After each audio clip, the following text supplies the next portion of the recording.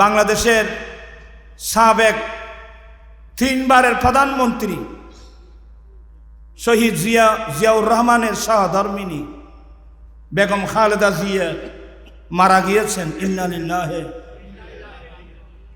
আমি অনেক দোয়া করেছি আল্লাহ যেন হায়াত দরাজ করে, হায়াত না থাকলে সকরাতটা যেন আসান করে, মৃত্যুর সময় সজ্ঞানে ঈমান নিয়ে যেন দুনিয়া থেকে যেতে পারে। এটা আমার ইমানি নৈতিক দায়িত্ব। ইন্নাল ইনসানা লাহু আইয়া, অনেকের মানুষের সংকীর্ণতা আছে, ইসলামের মধ্যে সংকীর্ণতার কোনো স্থান নেই। ইন্নাল ইনসানা লাহু আইয়া জাআলা সওয়াব আমলিহি সালাতান আও সামান আও সাদাকাতান আও গায়রাহা ইনদা আহলিস সুন্নাতি ওয়াল জামাআহ। আহলে সুন্নাত ওয়াল জামাতের আকীদা হলো নামাজ পড়ে, রোজা রেখে, হজ করে, দান খেরাত করে, ইত্যাদি ইত্যাদি ভালো কাজ করে, এগুলোর সওয়াব অন্যান্য মুসলিম ভাই বোনের রূহের মধ্যে প্রেরণ করা। আমরা নামাজে সালাম দিচ্ছি না, আসসালামু আলাইকা আইয়ুহান নবী ওয়া রাহমাতুল্লাহি ওয়া বারাকাতুহু, এরপরে আসসালামু আলাইনা ওয়া আলা ইবাদিল্লাহিস সালিহিন। এক সালামের মধ্যে গোটা পৃথিবী এসে গেছে। কি সুন্দর ইসলামের বিধান। আমি এগুলো বুঝাচ্ছি কি জন্য জানেন? অনেক মানুষ সংকীর্ণ মনে আছে। তো এখানে জিয়াউর রহমান কেন, জিয়াউর রহমান সহধর্মিণী কেন? এই দেশ প্রতিষ্ঠা করতে গিয়ে শেখ মুজিবুর রহমান সেও শহীদ হয়েছে, জিয়াউর রহমান উনিও শহীদ হয়েছে, ওরা জীবন দিয়েছে। হ্যাঁ, তারপরে লক্ষ লক্ষ আমাদের মুক্তিযোদ্ধা ভাই বোনেরা যারা জীবন সমান রাষ্ট্র প্রতিষ্ঠা করতে গিয়ে জীবন দিয়েছে, আল্লাহ তাদের জীবনের গুনাহ আল্লাহ মাফ করে দেয়, কবরকে বেহেশতের বাগান বানিয়ে দেয়। প্রত্যেক মুসলিম ভাই বোনের জন্য দোয়া করা আমাদের প্রত্যেকের ঈমানি নৈতিক দায়িত্ব। তবে সংকীর্ণতা পরিহার করতে হবে।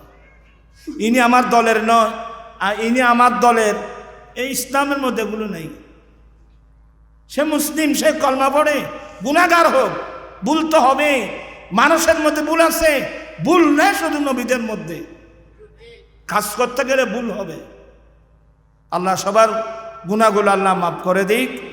আগামী সবার কাছে দোয়া করবেন, আগামী একটা সুন্দর পার্লামেন্ট আসুক। আমরা চাই আল্লাহর কাছে আহলে সুন্নাত ওয়াল জামাতের মতাদর্শ, এটাই হচ্ছে নবীর প্রেমিকদের মতাদর্শ। এই যে 6 জন ছেলে আজকে দস্তারে ফজিলত নেবে, এই ছেলেরা 30 পারা কোরআন মজিদ হেফজ করে বের হচ্ছে। আল্লাহু আকবার বলেন, আল্লাহু আকবার। আপনার ছেলে হাফেজে কোরআন না হলেও কমসে কম শুদ্ধ করে তো কোরআন শরীফটা তেলাওয়াত করতে পারত। কারণ রব্বা কারিন ইয়ালানুহুল কোরআন, অনেক কোরআন তেলাওয়াতকারীকে স্বয়ং কোরআনে অভিশাপ দেয়। আপনি যদি শুদ্ধ করে কোরআন পড়তে না পারেন, আপনার যা ইচ্ছা তাই পড়েন, স্বয়ং কোরআন অভিশাপ দেবে।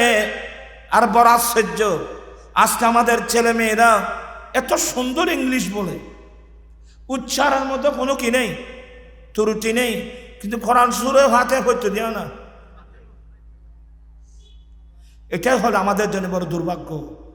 এখানে তোমরা যারা স্কুল কলেজের ছাত্ররা আছো, আমি তোমাদেরকে অ্যাডভাইস করছি, 5 ওয়াক্ত নামাজ মসজিদে পড়বা। ফজরের নামাজের পরে আমরা কলেজে চলে গেলাম, আমরা শুদ্ধ করে তো সূরা ফাতিহাও পড়তে পারি না। হ্যাঁ, আমি আপনাদেরকে অ্যাডভাইস করব, ফজরের নামাজটা কোথায়? মসজিদে পড়ে ডেলি আধা ঘন্টার সময় তোমরা রুটিন করবা। নামাজ পড়ে আল্লাহর কোরআনটা হাতে নিয়ে আমি মসজিদের এক কোনায় বসে যাব। এই বয়সে আলিফ বা তা সা জিম হা খ শুদ্ধ করে আমি কোরআন শেখার চেষ্টা করব। একবার না পারিলে দেখা শতবার, পারিব না একথাটি বলিও না। আপনি রিক্সাওয়ালা, আপনি ঠেলাগাড়িওয়ালা, আপনি দিন মজুর, আর যাই হন না কেন, আমরা যেহেতু মুসলমান, ফরজ নামাজটা ইমামের পিছনে পড়ব, আমাকে কেরাত পড়তে হবে না, কিন্তু বাকি নামাজগুলো শুদ্ধ করে পড়তে গেলে আমাকে শুদ্ধ করে কোরআন তেলাওয়াত করতে হবে।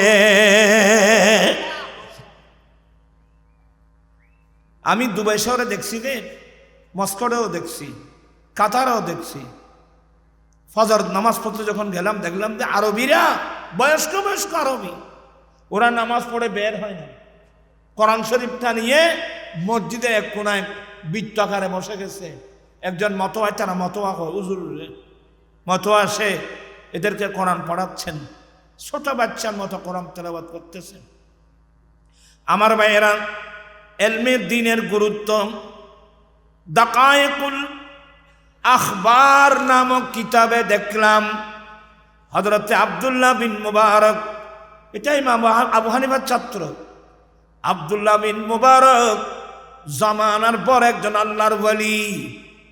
উনি বলছেন, কি সুন্দর পরামর্শ, আল্লাহ যদি কোনো মানুষকে জানিয়ে দেন, আপনার আমার দিকে আছেন, আল্লাহ যদি কোনো একজন মানুষকে জানিয়ে দেয়, মানে এলহাম করে যে তুমি সন্ধ্যাবেলায় মারা যাবে, সকালবেলায় আল্লাহ এলহাম করলো তুমি সন্ধ্যাবেলায় মারা যাবে, ধরে নেন তো সন্ধ্যাবেলায় মারা যাব, এই সংবাদটা জানার পরে আমি কোন কাজটা করব? এখন সকালবেলা, সন্ধ্যাবেলা আমি মারা যাব, আমার মারা যাওয়া নিশ্চিত।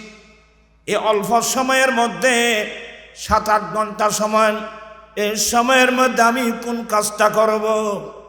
তা আব্দুল্লাহ বিন মুবারক বলতেছেন, এই সময়ের মধ্যে আমি আল্লাহর কোরআন নিয়ে বসে পড়ব, দ্বীনের তালিম নিয়ে বসে পড়ব।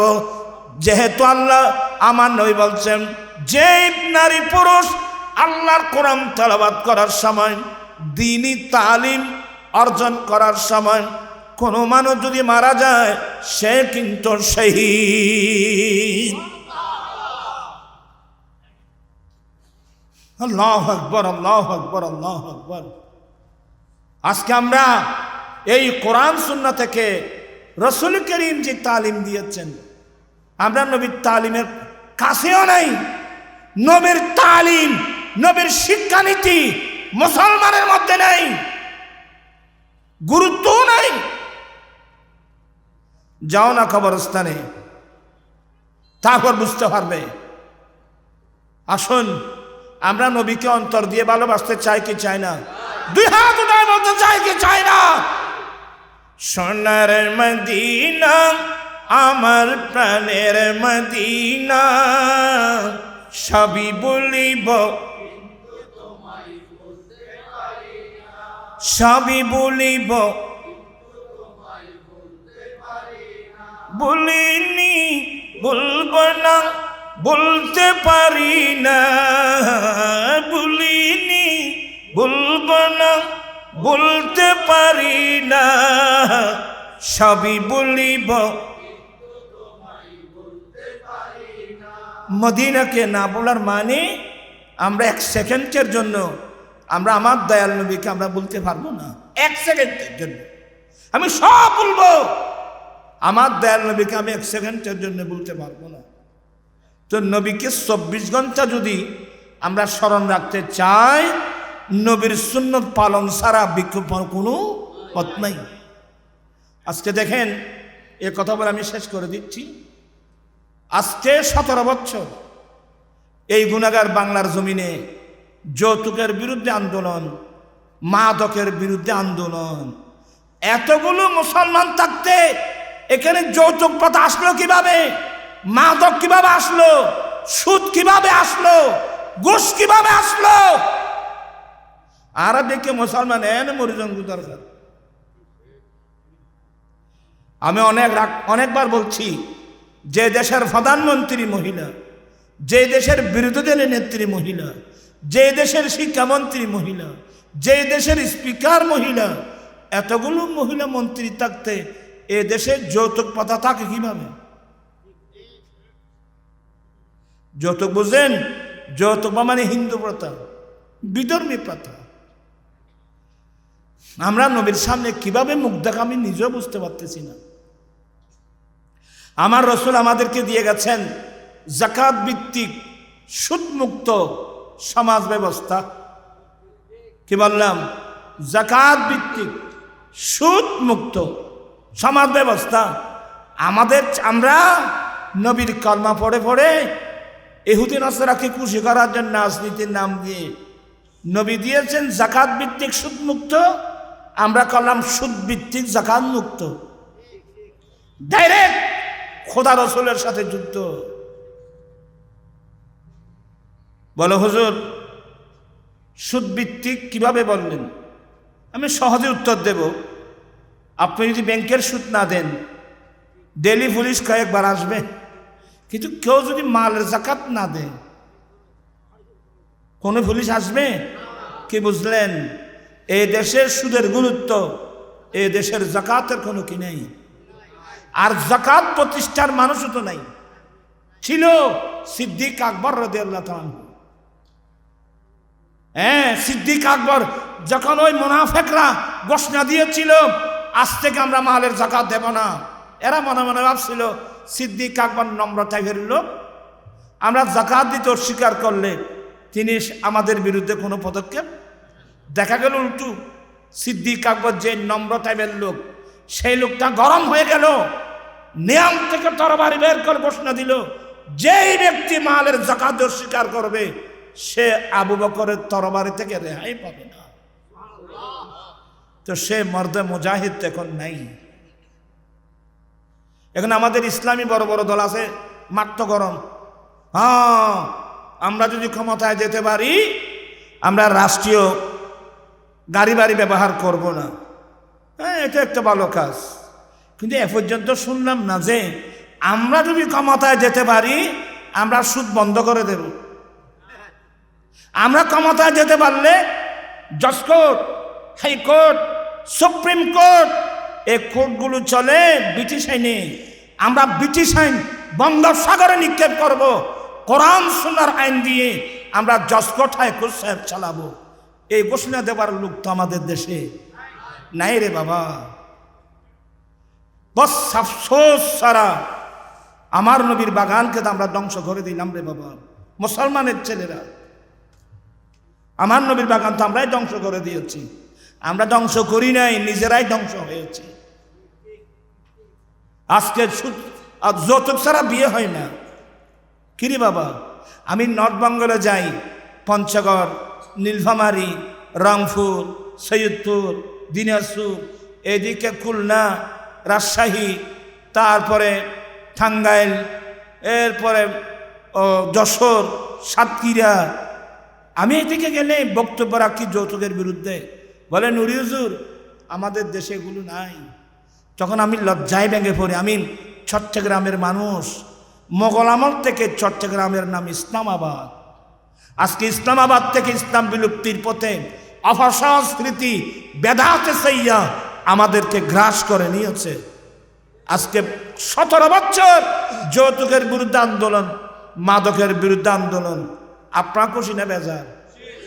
ফারি আর না ফারি আন্দোলন করে আজকে হাজার হাজার ছেলে যৌতুক ছাড়া কি করতেছে? বিয়ে করতেছে। হাজার হাজার ছেলে যৌতুক ছাড়া বিয়ে করার শপথ নিয়েছে। অনেক মাদক ছাড়া হয়েছে। আপনারা কি খুশি আছেন তো? আমি আর কথা বাড়াচ্ছি না।